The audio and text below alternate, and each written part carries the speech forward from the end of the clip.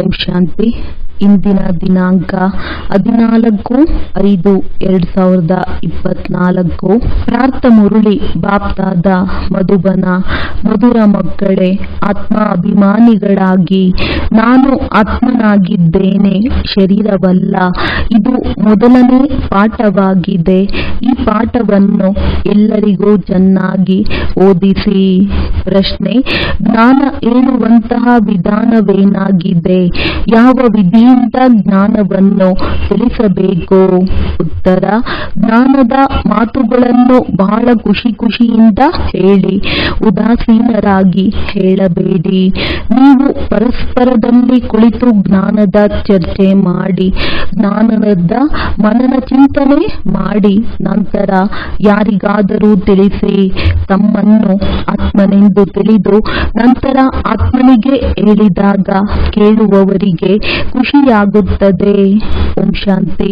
ತಂದೆಯು ತಿಳಿಸುತ್ತಾರೆ, ಆತ್ಮ ಅಭಿಮಾನಿಯಾಗಿ ಅಥವಾ ದೇಹಿ ಅಭಿಮಾನಿಯಾಗಿ ಕುಳಿತುಕೊಳ್ಳಿ, ಏಕೆಂದರೆ ಆತ್ಮನಲ್ಲಿಯೇ ಉತ್ತಮ ಮತ್ತು ಕನಿಷ್ಠ ಸಂಸ್ಕಾರ ತುಂಬುತ್ತದೆ. ಎಲ್ಲದರ ಪ್ರಭಾವವು ಆತ್ಮದ ಮೇಲೆ ಬೀಳುತ್ತದೆ. ಆತ್ಮನಿಗೆ ಪತಿತ ಎಂದು ಕರೆಯಲಾಗುತ್ತದೆ, ಪತಿತ ಆತ್ಮನೆಂದು ಹೇಳಲಾಗುತ್ತದೆ. ಅವಶ್ಯವಾಗಿ ಅವರು ಜೀವಾತ್ಮ ಆಗಿರುತ್ತಾರೆ. ಆತ್ಮವು ಶರೀರದೊಂದಿಗೆ ಇರುತ್ತದೆ. ಮೊಟ್ಟ ಮೊದಲು ಆತ್ಮನೆಂದು ತಿಳಿದು ಕುಳಿತುಕೊಳ್ಳಿ ಎಂದು ಹೇಳುತ್ತಾರೆ. ತಮ್ಮನ್ನು ಶರೀರವಲ್ಲ, ಆತ್ಮನೆಂದು ತಿಳಿದು ಕುಳಿತುಕೊಳ್ಳಿ. ಆತ್ಮವೇ ಈ ಕರ್ಮೇಂದ್ರಿಯಗಳನ್ನು ನಡೆಸುತ್ತದೆ. ಪದೇ ಪದೇ ಆತ್ಮನೆಂದು ತಿಳಿದುಕೊಳ್ಳುವುದರಿಂದ ಪರಮಾತ್ಮನ ನೆನಪು ಬರುತ್ತದೆ. ಒಂದು ವೇಳೆ ದೇಹದ ನೆನಪು ಬಂದರೆ ಜನ್ಮ ಕೊಟ್ಟಿರುವ ತಂದೆಯ ನೆನಪು ಬರುತ್ತದೆ. ಆದ್ದರಿಂದ ತಂದೆಯು ತಿಳಿಸುತ್ತಾರೆ, ಆತ್ಮ ಅಭಿಮಾನಿಗಳಾಗಿ ತಂದೆಯು ಓದಿಸುತ್ತಿದ್ದಾರೆ. ಇದು ಮೊದಲನೇ ಪಾಠವಾಗಿದೆ. ನೀವಾತ್ಮ ಅವಿನಾಶಿಯಾಗಿದ್ದೀರಿ. ಈ ಶರೀರ ವಿನಾಶಿಯಾಗಿದೆ. ನಾನು ಆತ್ಮನಾಗಿದ್ದೇನೆ. ಈ ಮೊದಲನೇ ಶಬ್ದವು ನೆನಪು ಮಾಡಿಕೊಳ್ಳದಿದ್ದರೆ ಕಚ್ಚಾ ಆಗಿಬಿಡುತ್ತೀರಿ. ನಾನು ಆತ್ಮನಾಗಿದ್ದೇನೆ, ಶರೀರವಲ್ಲ. ಈ ಶಬ್ದವನ್ನು ತಂದೆಯು ಈ ಸಮಯದಲ್ಲಿ ಓದಿಸುತ್ತಿದ್ದಾರೆ. ಮೊದಲು ಯಾರೂ ಓದಿಸುತ್ತಿರಲಿಲ್ಲ. ಆತ್ಮ ಅಭಿಮಾನಿಯನ್ನಾಗಿ ಮಾಡಿ ಜ್ಞಾನವನ್ನು ಕೊಡಲು ತಂದೆಯು ಬಂದಿದ್ದಾರೆ. ಮೊದಲನೇ ದಿನದ ಜ್ಞಾನವಾಗಿದೆ. ಏ ಆತ್ಮವೇ, ನೀನು ಪತಿತನಾಗಿದ್ದೀಯಾ? ಏಕೆಂದರೆ ಇದು ಹಳೆಯ ಪ್ರಪಂಚವಾಗಿದೆ. ಪ್ರದರ್ಶನಿಯಲ್ಲಿ ನೀವು ಮಕ್ಕಳು ಬಹಳ ಜನಕ್ಕೆ ತಿಳಿಸುತ್ತೀರಿ, ಪ್ರಶ್ನೋತ್ತರ ಮಾಡುತ್ತೀರಿ. ಹಗಲಿನ ವಿಶ್ರಾಂತಿ ಸಮಯದಲ್ಲಿ ನೀವೆಲ್ಲರೂ ಸೇರಿ ಸಮಾಚಾರವನ್ನು ಕೇಳಬೇಕು, ಪರಸ್ಪರ ಸಮಾಚಾರವನ್ನು ಕೇಳಬೇಕು. ಯಾರ್ಯಾರು ಯಾವ ಪ್ರಶ್ನೆಯನ್ನು ಕೇಳಿದರು, ನಾವು ಹೇಗೆ ಉತ್ತರ ಕೊಟ್ಟೆವು, ನಂತರ ಅವರಿಗೆ ತಿಳಿಸಿಕೊಡಬೇಕು. ಆ ಪ್ರಶ್ನೆಗೆ ಇದು ಉತ್ತರವಲ್ಲ, ಇದು ಉತ್ತರವಾಗಿದೆ. ತಿಳಿಸಿಕೊಡುವ ಯುಕ್ತಿ ಎಲ್ಲರದ್ದು ಒಂದೇ ಆಗಿರುವುದಿಲ್ಲ. ಮುಖ್ಯ ಮಾತು, ತಮ್ಮನ್ನು ಆತ್ಮನೆಂದು ತಿಳಿದುಕೊಳ್ಳುತ್ತೀರಾ ಅಥವಾ ದೇಹವೆಂದು ತಿಳಿಯುತ್ತೀರಾ? ಎಲ್ಲರಿಗೂ ಇಬ್ಬರು ತಂದೆಯರಿದ್ದಾರೆ.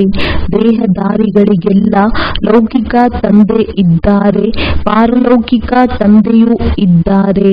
ಅಲ್ಪಕಾಲದ ತಂದೆಯಂತೂ ಸಾಮಾನ್ಯವಾಗಿದ್ದಾರೆ. ಇಲ್ಲಿ ನಿಮಗೆ ಬೇಅದ್ದಿನ ತಂದೆಯು ಸಿಕ್ಕಿದ್ದಾರೆ. ಅವರು ನಾವಾತ್ಮಗಳಿಗೆ ಕುಳಿತು ತಿಳಿಸುತ್ತಾರೆ. ಅವರೊಬ್ಬರೇ ತಂದೆಯೂ ಆಗಿದ್ದಾರೆ, ಶಿಕ್ಷಕನೂ ಆಗಿದ್ದಾರೆ, ಸದ್ಗುರುವೂ ಆಗಿದ್ದಾರೆ. ಇದನ್ನು ಪಕ್ಕಾ ಮಾಡಿಕೊಳ್ಳಬೇಕು. ಯಾವಾಗ ನೀವು ಯಾರಿಗಾದರೂ ತಿಳಿಸುತ್ತೀರಿ, ಅವರು ಯಾವ ಪ್ರಶ್ನೆಗಳನ್ನು ಕೇಳುತ್ತಾರೆಂದು ನೀವು ಪರಸ್ಪರ ಕುಳಿತುಕೊಳ್ಳಬೇಕು. ಬುದ್ಧಿವಂತರೂ ಸಹ ಕುಳಿತುಕೊಳ್ಳಬೇಕು. ನಿಮಗೆ ಹಗಲಿನ ವೇಳೆಯಲ್ಲಿ ಸಮಯ ಸಿಗುತ್ತದೆ. ಊಟ ಮಾಡಿದ ನಂತರ ನಿದ್ರೆಯ ನಶೆಯು ಬರುತ್ತದೆ ಎಂದು ತಿಳಿಯಬಾರದು. ಯಾರು ಬಹಳ ಊಟ ಮಾಡುತ್ತಾರೆಯೋ ಅವರಿಗೆ ನಿದ್ರೆಯು ಆಲಸ್ಯ ಬರುತ್ತದೆ. ಆ ದಿನದಲ್ಲಿ ಯಾರ್ಯಾರು ಯಾವ ಯಾವ ಪ್ರಶ್ನೆಗಳನ್ನು ಕೇಳಿದರೆಂಬ ಚರ್ಚೆಯನ್ನು ಮಾಡಬೇಕು. ಪ್ರಶ್ನೆಗಳನ್ನಂತೂ ಭಿನ್ನ ಭಿನ್ನವಾಗಿ ಕೇಳುತ್ತಾರೆ. ಅದಕ್ಕೆ ಸರಿಯಾದ ಉತ್ತರ ಬೇಕಾಗುತ್ತದೆ.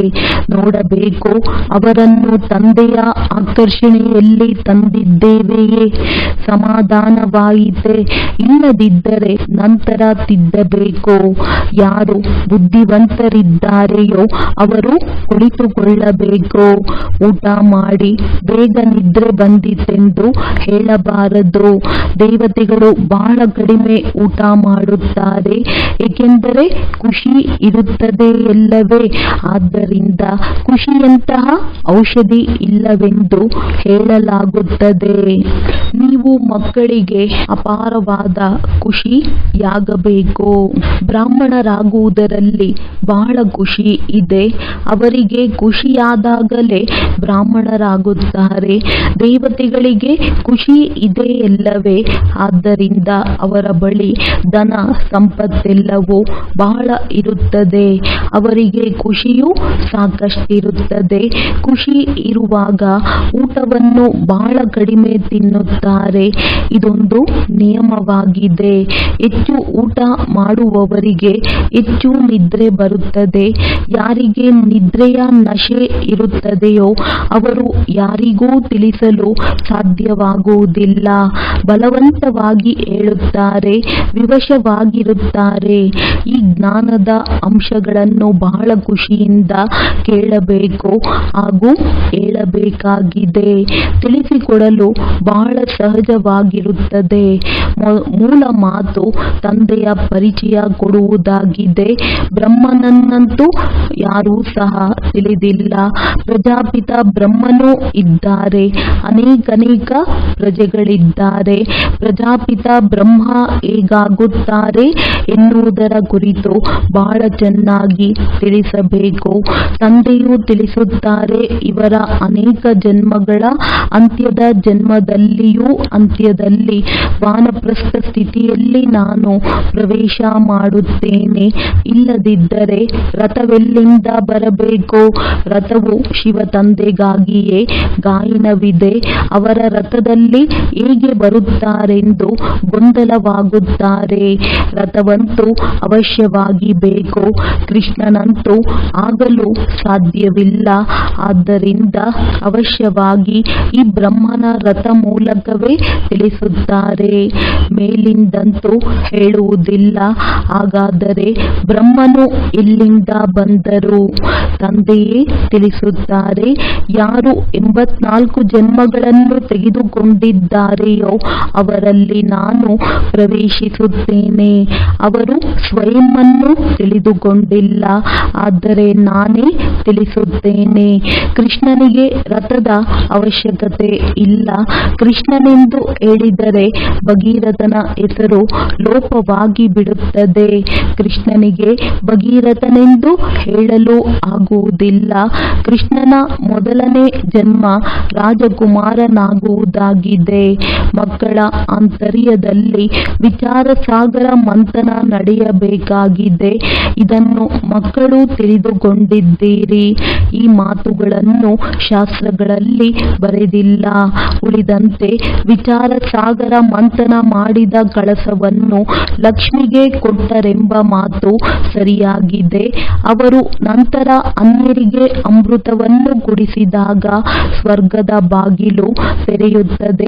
ಆದರೆ ಪರಂಪಿತ ಪರಮಾತ್ಮನಿಗೆ ವಿಚಾರ ಸಾಗರ ಮಂಥನ ಮಾಡುವ ಅವಶ್ಯಕತೆ ಇಲ್ಲ. ಅವರಂತೂ ಬೀಜರೂಪನಾಗಿದ್ದಾರೆ. ಅವರಲ್ಲಿಯೇ ಜ್ಞಾನವಿದೆ. ಅವರು ತಿಳಿದುಕೊಂಡಿದ್ದಾರೆ, ನೀವು ತಿಳಿದುಕೊಂಡಿದ್ದೀರಿ. ಇದನ್ನು ನೀವು ಬಹಳ ಚೆನ್ನಾಗಿ ತಿಳಿಸಿಕೊಡಬೇಕು. ತಿಳಿಸಿಕೊಡದೆ ದೇವತಾ ಪದವಿಯನ್ನು ಹೇಗೆ ಪಡೆಯುತ್ತೀರಿ? ಇದು ಆತ್ಮಗಳಿಗೆ ಉಲ್ಲಾಸ ಪಡಿಸುವುದಕ್ಕಾಗಿ ತಂದೆಯು ತಿಳಿಸುತ್ತಾರೆ. ಬಾಕಿ ಏನನ್ನೂ ತಿಳಿದುಕೊಂಡಿರಲಿಲ್ಲ. ತಂದೆಯೇ ಬಂದು ತಿಳಿಸಿಕೊಡುತ್ತಾರೆ. ಈಗ ನಿಮ್ಮ ಲಂಗರು ಭಕ್ತಿ ಮಾರ್ಗದಿಂದ ಹೊರಬಂದಿದೆ. ಈ ಜ್ಞಾನ ಮಾರ್ಗದಲ್ಲಿ ನಡೆಯುತ್ತಿದೆ. ತಂದೆಯು ತಿಳಿಸುತ್ತಾರೆ, ನಾನು ನಿಮಗೆ ಯಾವ ಜ್ಞಾನವನ್ನು ಕೊಡುತ್ತೇನೆಯೋ ಅದು ಪ್ರಾಯಲೋಪವಾಗಿ ಬಿಡುತ್ತದೆ. ಒಬ್ಬರು ನಿರಾಕಾರ ತಂದೆ, ಇನ್ನೊಬ್ಬರು ಸಾಕಾರಿ ತಂದೆಯಾಗಿದ್ದಾರೆ. ಚೆನ್ನಾಗಿ ತಿಳಿಸಿಕೊಡಲಾಗುತ್ತದೆ. ಆದರೆ ಮಾಯೆಯು ಆಕರ್ಷಣೆ ಮಾಡಿ ಕೊಳಕಿನಲ್ಲಿ ತೆಗೆದುಕೊಂಡು ಹೋಗುತ್ತದೆ. ಪತಿತರಾಗಿ ಬಿಡುತ್ತಾರೆ. ತಂದೆಯು ತಿಳಿಸುತ್ತಾರೆ, ಮಕ್ಕಳೇ, ನೀವು ಕಾಮಚಿತೆಯ ಮೇಲೇರಿ ಒಮ್ಮೆಯೇ ಸ್ಮಶಾನದಲ್ಲಿ ಬಂದು ಬಿಟ್ಟಿದ್ದೀರಿ. ನಂತರ ಇಲ್ಲಿಯೇ ಸ್ವರ್ಗವಾಗುತ್ತದೆ. ಅರ್ಧಕಲ್ಪ ಫರಿಸ್ತಾನ ಸ್ವರ್ಗ ನಡೆಯುತ್ತದೆ. ಇನ್ನರ್ಧ ಕಲ್ಪ ಕಬ್ರಿಸ್ತಾನ ಸ್ಮಶಾನ ನಡೆಯುತ್ತದೆ. ಈಗ ಎಲ್ಲರೂ ಸ್ಮಶಾನವಾಸಿಗಳಾಗುವವರಾಗಿದ್ದಾರೆ. ಏಣಿ ಚಿತ್ರವನ್ನು ಕುರಿತು ನೀವು ಚೆನ್ನಾಗಿ ತಿಳಿಸಬಹುದು. ಇದು ಪತಿತ ರಾಜ್ಯವಾಗಿದೆ.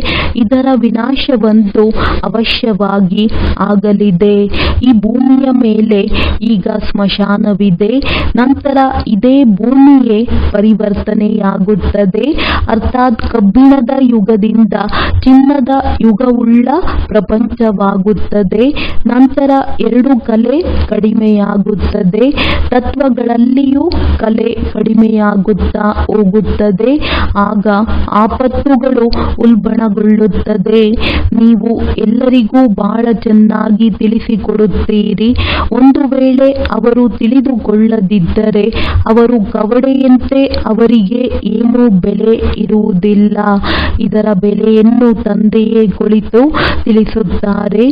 ವಜ್ರದಂತಹ ಜನ್ಮವೆಂದು ಗಾಯನ ಮಾಡಲಾಗುತ್ತದೆ. ನೀವು ಸಹ ಮೊದಲು ತಂದೆಯನ್ನರಿಯದ ಕಾರಣ ಕವಡೆಯಂತೆ ಇದ್ದೀರಿ. ಈಗ ತಂದೆಯು ಬಂದು ವಜ್ರ ಸಮಾನ ಮಾಡುತ್ತಾರೆ. ತಂದೆಯಿಂದ ಮಾತ್ರ ವಜ್ರದಂತ ಜನ್ಮ ಸಿಗುತ್ತದೆ.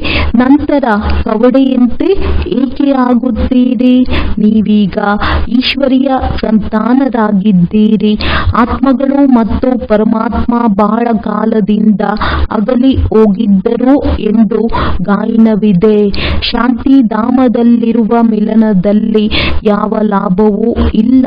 ಅದು ಕೇವಲ ಪವಿತ್ರತೆ ಹಾಗೂ ಶಾಂತಿಯ ಸ್ಥಾನವಾಗಿದೆ. ಇಲ್ಲಿ ನೀವು ಜೀವಾತ್ಮಗಳಿದ್ದೀರಿ. ಪರಮಾತ್ಮ ತಂದೆಗೆ ತಮ್ಮದೇ ಆದ ಶರೀರವಿಲ್ಲ. ಅವರು ಶರೀರ ಧಾರಣೆ ಮಾಡಿ ಮಕ್ಕಳಿಗೆ ಓದಿಸುತ್ತಾರೆ. ನೀವು ತಂದೆಯನ್ನು ತಿಳಿದುಕೊಂಡಿದ್ದೀರಿ ಮತ್ತು ನೀವು ತಂದೆ ಎಂದು ಹೇಳುತ್ತೀರಿ. ತಂದೆಯು ಓ ಮಕ್ಕಳೇ ಎಂದು ಹೇಳುತ್ತಾರೆ. ಲೌಕಿಕ ತಂದೆಯೂ ಸಹ ಹೇಳುತ್ತಾರಲ್ಲವೇ, ಏ ಮಕ್ಕಳೇ, ಬನ್ನಿ, ನಿಮಗೆ ತಿಂಡಿ ತಿನ್ನಿಸುತ್ತೇನೆಂದರೆ ತಕ್ಷಣ ಎಲ್ಲರೂ ಓಡಿ ಬರುತ್ತಾರೆ. ಈ ತಂದೆಯು ಹೇಳುತ್ತಾರೆ, ಮಕ್ಕಳೇ, ಬನ್ನಿ, ನಿಮಗೆ ವೈಕುಂಠದ ಮಾಲೀಕರನ್ನಾಗಿ ಮಾಡುತ್ತೇನೆ. ಆಗ ಎಲ್ಲರೂ ಅಗತ್ಯವಾಗಿ ಓಡಿ ಬರುತ್ತಾರೆ. ಪತಿತರನ್ನು ಪಾವನ ಮಾಡಿ ಪಾವನ ಪ್ರಪಂಚ ವಿಶ್ವದ ಮಾಲೀಕರನ್ನಾಗಿ ಮಾಡಲು ಬನ್ನಿ ಎಂದು ಕರೆಯುತ್ತಾರೆ. ಈಗ ನಿಶ್ಚಯವಿದೆ ಅಂದಾಗ ಒಪ್ಪಿಕೊಳ್ಳಬೇಕು. ಕರೆದವರು ಮಕ್ಕಳಲ್ಲವೇ? ನಾವು ಮಕ್ಕಳಿಗಾಗಿಯೇ ಬರುತ್ತೇನೆ. ನೀವೇ ನನ್ನನ್ನು ಕರೆದಿದ್ದೀರಿ ಎಂದು ಮಕ್ಕಳಿಗೆ ತಿಳಿಸುತ್ತಾರೆ. ನಾನು ಬಂದಿದ್ದೇನೆ ಪತಿತ ಪಾವನ ಎಂದು ತಂದೆಗೆ ಹೇಳಲಾಗುತ್ತದೆ. ಗಂಗೆ ಮುಂತಾದವುಗಳಿಂದ ನೀವು ಪಾವನರಾಗುವುದಿಲ್ಲ. ನೀವು ಅರ್ಧಕಲ್ಪ ತಪ್ಪಾಗಿ ನಡೆದಿದ್ದೀರಿ. ಭಗವಂತನನ್ನು ಹುಡುಕುತ್ತೀರಿ, ಆದರೆ ಯಾರ ಅರಿವಿಗೂ ಬರುವುದಿಲ್ಲ. ತಂದೆಯು ತಿಳಿಸುತ್ತಾರೆ, ಏ ಮಕ್ಕಳೇ ಎಂದರೆ ಮಕ್ಕಳು ಸಹ ಬಹಳ ಉಲ್ಲಾಸದಿಂದ ಏ ತಂದೆಯೇ ಎಂದು ಹೇಳಬೇಕು. ಆದರೆ ಅಷ್ಟು ಉಲ್ಲಾಸದಿಂದ ಮಕ್ಕಳು ಹೇಳುವುದಿಲ್ಲ. ಇದನ್ನು ದೇಹಾಭಿಮಾನ ಎಂದು ಹೇಳಲಾಗುವುದು. ಇದಕ್ಕೆ ದೇಹಿ ಅಭಿಮಾನಿ ಎಂದು ಕರೆಯುವುದಿಲ್ಲ. ಈಗ ನೀವು ತಂದೆಯ ಸನ್ಮುಖದಲ್ಲಿ ಕುಳಿತಿದ್ದೀರಿ. ನೀವು ಬೇಅದ್ದಿನ ತಂದೆಯನ್ನು ನೆನಪು ಮಾಡುವುದರಿಂದ ಬೇಅದ್ದಿನ ರಾಜ್ಯಭಾಗ್ಯ ಭಾಗ್ಯವು ಅಗತ್ಯವಾಗಿ ನೆನಪಿಗೆ ಬರುತ್ತದೆ. ಇಂತಹ ತಂದೆಗೆ ಎಷ್ಟೊಂದು ಪ್ರೀತಿಯಿಂದ ಉತ್ತರವನ್ನು ಕೊಡಬೇಕು. ತಂದೆಯು ನಿಮ್ಮ ಕೂಗನ್ನು ಕೇಳಿ ಬಂದಿದ್ದಾರೆ. ತಂದೆಯ ಆಗಮನವು ನಾಟಕದನುಸಾರ 1 ಸೆಕೆಂಡ್, 1 ಗಳಿಗೆಯೂ ಹೆಚ್ಚು ಕಡಿಮೆಯಾಗುವುದಿಲ್ಲ. ಎಲ್ಲರೂ ಓ ಫಾದರ್ ದಯೆ ತೋರಿ ಮುಕ್ತ ಮಾಡಿ, ನಾವೆಲ್ಲರೂ ರಾವಣನ ಸಂಕೋಲೆಯಲ್ಲಿದ್ದೇವೆ. ನೀವು ನಮ್ಮ ಮಾರ್ಗದರ್ಶಕರಾಗಿ ತಂದೆ ಗೈಡ್ ಸಹ ಆಗುತ್ತಾರೆ. ಎಲ್ಲರೂ ಅವರನ್ನು ಕರೆಯುತ್ತಾರೆ. ಓ ಲಿಬರೇಟರ್, ಓ ಗೈಡ್, ಬಂದು ನಮ್ಮ ಮಾರ್ಗದರ್ಶಕರಾಗಿ ನಮ್ಮನ್ನು ಜೊತೆಯಲ್ಲಿ ಕರೆದುಕೊಂಡು ಹೋಗಿ ಎಂದು ಹೇಳುತ್ತಾರೆ. ಈಗ ನೀವು ಸಂಗಮ ಯುಗದಲ್ಲಿ ನಿಂತಿದ್ದೀರಿ. ತಂದೆಯು ಸತ್ಯಯುಗದ ಸ್ಥಾಪನೆಯನ್ನು ಮಾಡುತ್ತಿದ್ದಾರೆ. ಇದು ಕಲಿಯುಗವಾಗಿದೆ. ಕೋಟ್ಯಾಂತರ ಮನುಷ್ಯರಿದ್ದಾರೆ. ಸತ್ಯಯುಗದಲ್ಲಿ ಕೇವಲ ದೇವಿ ದೇವತೆಗಳು ಮಾತ್ರ ಇರುತ್ತಾರೆ. ಹಾಗಾದರೆ ಅವಶ್ಯವಾಗಿ ವಿನಾಶವಾಗಿರಬೇಕು. ವಿನಾಶವು ನಮ್ಮ ಮುಂದೆ ನಿಂತಿದೆ. ಅದಕ್ಕಾಗಿಯೇ ಗಾಯನವಿದೆ. ವಿಜ್ಞಾನದ ಬಲದಿಂದ ಎಷ್ಟು ಬುದ್ಧಿಯನ್ನು ಉಪಯೋಗಿಸುತ್ತಿರುತ್ತಾರೆ. ಅದು ಯಾದವ ಸಂಪ್ರದಾಯವಾಗಿದೆ. ಮತ್ತೆ ಚರಿತ್ರೆಯು ಪುನರಾವರ್ತನೆಯಾಗಬೇಕಾಗಿದೆ. ಈಗ ಸತ್ಯಯುಗದ ಚರಿತ್ರೆ ಪುನರಾವರ್ತನೆಯಾಗುತ್ತದೆ. ನೀವು ತಿಳಿದುಕೊಂಡಿದ್ದೀರಿ, ನಾವು ಹೊಸ ಪ್ರಪಂಚದಲ್ಲಿ ಶ್ರೇಷ್ಠ ಪದವಿಗಾಗಿ ಪುರುಷಾರ್ಥ ಮಾಡುತ್ತಿದ್ದೇವೆ. ಆದ್ದರಿಂದ ಅಗತ್ಯವಾಗಿ ಪವಿತ್ರರಾಗಬೇಕು. ಈ ಪತಿತ ಪ್ರಪಂಚದ ವಿನಾಶವೂ ಸಹ ಆಗಲೇಬೇಕೆಂದು ನೀವು ತಿಳಿದಿದ್ದೀರಿ. ನಿಮ್ಮ ಮಕ್ಕಳು ಮರಿಗಳು ಯಾರೂ ಉಳಿಯುವುದಿಲ್ಲ. ಯಾರೂ ಸಹ ನಿಮ್ಮ ಆಸ್ತಿಗೆ ವಾರಸುದಾರರಾಗುವುದಿಲ್ಲ. ಮದುವೆ ಮುಂಜಿಯನ್ನು ಮಾಡಿಕೊಳ್ಳುವುದಿಲ್ಲ. ಬಹಳಷ್ಟು ಕಳೆದು ಹೋಗಿದೆ, ಸ್ವಲ್ಪವೇ ಉಳಿದಿದೆ. ಆ ಸ್ವಲ್ಪ ಸಮಯಕ್ಕೂ ಲೆಕ್ಕವಿದೆ. ಮೊದಲು ಈ ರೀತಿ ಹೇಳುತ್ತಿರಲಿಲ್ಲ. ಈಗ ಬಹಳ ಕಡಿಮೆ ಸಮಯವಿದೆ. ಮೊದಲು ಶರೀರ ಬಿಟ್ಟು ಹೋದವರೆಲ್ಲ ನಂಬರ್ 1 ಪುರುಷಾರ್ಥದನುಸಾರ ಜನ್ಮ ಪಡೆದಿದ್ದಾರೆ. ಕೆಲವರಂತೂ ಇಲ್ಲಿಗೆ ಬಂದಿರಬೇಕು. ಹೇಗೆ ಇಲ್ಲಿಂದ ಅಗಲಿ ಹೋಗಿದ್ದಾರೆಂದು ತಿಳಿಯುತ್ತದೆ. ಅವರಿಗೆ ಜ್ಞಾನದ ವಿನಃ ಮಜಾ ಎನಿಸುವುದಿಲ್ಲ. ನಾವಂತೂ ಅಲ್ಲಿಗೆ ಹೋಗುತ್ತೇವೆಂದು ತಂದೆ ತಾಯಿಗೂ ಹೇಳುತ್ತಾರೆ. ಇದೆಲ್ಲವೂ ಸಹಜವಾಗಿ ತಿಳಿದುಕೊಳ್ಳುವ ಮಾತುಗಳಾಗಿವೆ. ಅವಶ್ಯವಾಗಿ ವಿನಾಶವಾಗಲೇಬೇಕು. ಯುದ್ಧದ ತಯಾರಿಯನ್ನು ನೋಡುತ್ತಿದ್ದೀರಿ. ಇವರ ಯುದ್ಧದ ಸಾಮಾನುಗಳಿಗಾಗಿ ಅರ್ಧ ಖರ್ಚಾಗಿ ಬಿಡುತ್ತದೆ. ಹೇಗೆ ವಿಮಾನಗಳನ್ನು ತಯಾರಿಸುತ್ತಾರೆ. ಮನೆಯಲ್ಲಿಯೇ ಕುಳಿತೇ ನಾಶ ಮಾಡುತ್ತೇವೆಂದು ಹೇಳುತ್ತಾರೆ. ಅಂತಹ ವಸ್ತುಗಳನ್ನು ಮಾಡುತ್ತಿರುತ್ತಾರೆ. ಏಕೆಂದರೆ ಆಸ್ಪತ್ರೆ ಮೊದಲಾದವುಗಳು ಇರುವುದಿಲ್ಲ. ಡ್ರಾಮಾದಲ್ಲಿ ತಂದೆಯಿಂದ ಇದೆಲ್ಲದರ ಸೂಚನೆ ಸಿಗುತ್ತಿರುತ್ತದೆ. ಇದೆಲ್ಲವೂ ನಾಟಕದಲ್ಲಿ ನಿಗದಿಯಾಗಿದೆ. ರೋಗಿಗಳಾಗಿ ಬಿಡಬಾರದು. ಎಲ್ಲರೂ ಅವಶ್ಯವಾಗಿ ಸಾಯಲೇಬೇಕು. ರಾಮನು ಹೋದ, ರಾವಣನು ಹೋದ. ಯಾರು ಯೋಗದಲ್ಲಿರುತ್ತಾರೆ ಅವರ ಆಯಸ್ಸು ವೃದ್ಧಿಯಾಗುತ್ತದೆ. ಖುಷಿಯಿಂದ ಶರೀರ ಬಿಡುತ್ತಾರೆ. ಹೇಗೆ ಈ ರೀತಿ ಉದಾಹರಣೆ ಕೊಡುತ್ತಾರೆ. ಬ್ರಹ್ಮ ತತ್ವದಲ್ಲಿ ಹೋಗುವುದರಿಂದ ಖುಷಿಯಿಂದ ಶರೀರ ಬಿಡುತ್ತೇವೆ. ಆದರೆ ಬ್ರಹ್ಮ ತತ್ವದಲ್ಲಿ ಯಾರೂ ಹೋಗುವುದಿಲ್ಲ. ಪಾಪವು ನಾಶವಾಗುವುದಿಲ್ಲ. ಇಲ್ಲಿಯೇ ಪುನರ್ಜನ್ಮವನ್ನು ತೆಗೆದುಕೊಳ್ಳುತ್ತಾರೆ. ಪಾಪ ನಾಶ ಮಾಡುವ ಉಪಾಯವನ್ನು ತಂದೆಯೇ ತಿಳಿಸುತ್ತಾರೆ. ನನ್ನೊಬ್ಬನನ್ನೇ ನೆನಪು ಮಾಡಿ, ಬೇರೆ ಯಾರನ್ನೂ ನೆನಪು ಮಾಡಬೇಡಿ. ಲಕ್ಷ್ಮೀ ನಾರಾಯಣರನ್ನು ನೆನಪು ಮಾಡಬೇಡಿ. ನಮಗೆ ತಿಳಿದಿದೆ, ಈ ಪುರುಷಾರ್ಥದಿಂದ ನಾವು ಇಂತಹ ಪದವಿಯನ್ನು ಪಡೆಯುತ್ತೇವೆ. ಸ್ವರ್ಗದ ಸ್ಥಾಪನೆಯಾಗುತ್ತಿದೆ.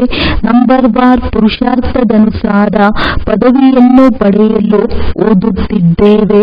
ಅವರ ರಾಜಧಾನಿಯನ್ನು ತಂದೆಯು ಸಂಗಮ ಯುಗದಲ್ಲಿ ಸ್ಥಾಪನೆ ಮಾಡುತ್ತಿದ್ದಾರೆ. ಬುದ್ಧಿಗೆ ನಾಟುವಂತೆ ಭಾಷಣ ಮಾಡಬೇಕು. ನಾವು ಈ ಸಮಯದಲ್ಲಿ ಈಶ್ವರೀಯ ಸಂಪ್ರದಾಯ ಹಾಗೂ ಪ್ರಜಾಪಿತ ಬ್ರಹ್ಮನ ಮುಖ ವಂಶಾವಳಿ ಸಹೋದರ ಸಹೋದರಿಯಾಗಿದ್ದೇವೆ. ನಾವಾತ್ಮಗಳೆಲ್ಲರೂ ಸಹೋದರ ಸಹೋದರಿಯರಾಗಿದ್ದೇವೆ. ಬ್ರಹ್ಮ ಕುಮಾರ ಕುಮಾರಿಯರ ವಿವಾಹವಾಗುವುದಿಲ್ಲ. ತಂದೆಯು ಇದನ್ನು ತಿಳಿಸುತ್ತಾರೆ. ಹೇಗೆ ಕೆಳಗೆ ಬೀಳುತ್ತಾರೆ, ಕಾಮಾಗ್ನಿ ಸುಡುತ್ತದೆ. ಆದರೂ ಒಮ್ಮೆ ಕೆಳಗೆ ಬಿದ್ದರೆ ಸಂಪಾದನೆ ನಷ್ಟವಾಗುತ್ತದೆ ಎಂದು ಭಯವಿರುತ್ತದೆ. ಕಾಮ ವಿಕಾರಕ್ಕೆ ಸೋತರೆ ಪದವಿ ಭ್ರಷ್ಟವಾಗಿ ಬಿಡುತ್ತದೆ. ಇದು ಎಷ್ಟೊಂದು ದೊಡ್ಡ ಸಂಪಾದನೆಯಾಗಿದೆ. ಮನುಷ್ಯರಂತೂ ಪದಮ ಕೋಟಿಗಳಷ್ಟು ಸಂಪಾದನೆ ಮಾಡುತ್ತಾರೆ. ಅವರಿಗೆ ಇದೆಲ್ಲವೂ ಸ್ವಲ್ಪ ಸಮಯದಲ್ಲಿಯೇ ನಾಶವಾಗುತ್ತದೆ ಎಂದು ತಿಳಿದಿದೆ ಏನು? ಬಾಂಬುಗಳನ್ನು ತಯಾರಿಸುವವರು ಈ ಪ್ರಪಂಚವು ವಿನಾಶವಾಗಿ ಬಿಡುತ್ತದೆ. ನಮಗೆ ಯಾರೋ ಪ್ರೇರಣೆ ಕೊಡುತ್ತಿದ್ದಾರೆ. ನಾವು ಮಾಡುತ್ತಿರುತ್ತೇವೆ ಎಂದು ತಿಳಿದುಕೊಂಡಿದ್ದಾರೆ. ಒಳ್ಳೆಯದು. ಮಧುರಾತಿ ಮಧುರ ಅಗಲಿ ಹೋಗಿ ಮರಳಿ ಸಿಕ್ಕಿರುವ ಮಕ್ಕಳ ಪ್ರತಿ ಮಾತ್ಪಿತಾ ಬಾಪ್ದಾದಾರವರ ನೆನಪು, ಪ್ರೀತಿ ಹಾಗೂ ಸುಪ್ರಭಾತ. ಆತ್ಮಿಕ ಮಕ್ಕಳಿಗೆ ಆತ್ಮಿಕ ತಂದೆಯ ನಮಸ್ತೆ. ಧಾರಣೆಗಾಗಿ ಮುಖ್ಯ ಸಾರ: ಜ್ಞಾನವನ್ನು ಆಂತರ್ಯದಲ್ಲಿ ಅಭ್ಯಾಸ ಮಾಡಿ, ಅರ್ಥಾತ್ ವಿಚಾರ ಸಾಗರ ಮಂಥನ ಮಾಡಬೇಕು. ಪರಸ್ಪರ ಜ್ಞಾನದ ವಾರ್ತಾಲಾಪ ಮಾಡಿ ಅನ್ಯರಿಗೆ ತಿಳಿಸಬೇಕು. ಸುಸ್ತು ಅಥವಾ ಆಲಸ್ಯವನ್ನು ಬಿಡಬೇಕು. ದೇಹಿ ಅಭಿಮಾನಿಯಾಗಿ ಬಹಳ ಉಲ್ಲಾಸದಿಂದ ತಂದೆಯನ್ನು ನೆನಪು ಮಾಡಬೇಕು. ಸದಾ ನಶೆ ಇರಬೇಕು. ನಾವು ಕವಡೆಯಿಂದ ವಜ್ರವಾಗಲು ತಂದೆಯ ಬಳಿಗೆ ಬಂದಿದ್ದೇವೆ. ನಾವು ಈಶ್ವರನ ಸಂತಾನರಾಗಿದ್ದೇವೆ. ವರದಾನ: ಜ್ಞಾನ ಸೂರ್ಯ ಜ್ಞಾನ ಚಂದ್ರಮನ ಜೊತೆಗಾರನಾಗಿ ರಾತ್ರಿಯನ್ನು ಹಗಲನ್ನಾಗಿ ಮಾಡುವಂತಹ ಆತ್ಮೀಯ ಜ್ಞಾನ ನಕ್ಷತ್ರ ಭವ. ಹೇಗೆ ಆ ನಕ್ಷತ್ರ ರಾತ್ರಿಯಲ್ಲಿ ಪ್ರಕಟವಾಗುವುದೋ ಅದೇ ರೀತಿ ನೀವು ಆತ್ಮೀಯ ಜ್ಞಾನ ನಕ್ಷತ್ರ. ಹೊಳೆಯುತ್ತಿರುವ ನಕ್ಷತ್ರಗಳೂ ಸಹ ಬ್ರಹ್ಮನ ರಾತ್ರಿಯಲ್ಲಿ ಪ್ರಕಟವಾಗುವಿರಿ. ಆ ನಕ್ಷತ್ರ ರಾತ್ರಿಯನ್ನು ದಿನವನ್ನಾಗಿ ಮಾಡುವುದಿಲ್ಲ.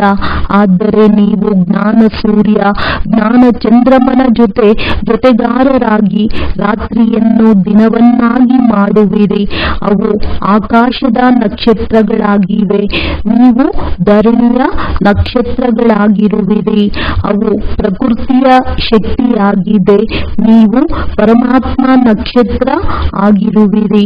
ಹೇಗೆ ಪ್ರಕೃತಿಯ ತಾರಾಮಂಡಲದಲ್ಲಿ ಅನೇಕ ಪ್ರಕಾರದ ನಕ್ಷತ್ರ ಹೊಳೆಯುತ್ತಿರುವಂತೆ ಕಂಡುಬರುವುದು, ಅದೇ ರೀತಿ ನೀವು ಪರಮಾತ್ಮನ ತಾರಾಮಂಡಲದಲ್ಲಿ ಹೊಳೆಯುತ್ತಿರುವ ಆತ್ಮೀಯ ನಕ್ಷತ್ರಗಳಾಗಿರುವಿರಿ. ಸ್ಲೋಗನ್: ಸೇವೆಯ ಚಾನ್ಸ್ ಸಿಗುವುದು ಎಂದರೆ ಆಶೀರ್ವಾದಗಳಿಂದ ಜೋಳಿಗೆ ತುಂಬಿಕೊಳ್ಳುವುದು. ಒಳ್ಳೆಯದು. ಓಂ ಶಾಂತಿ.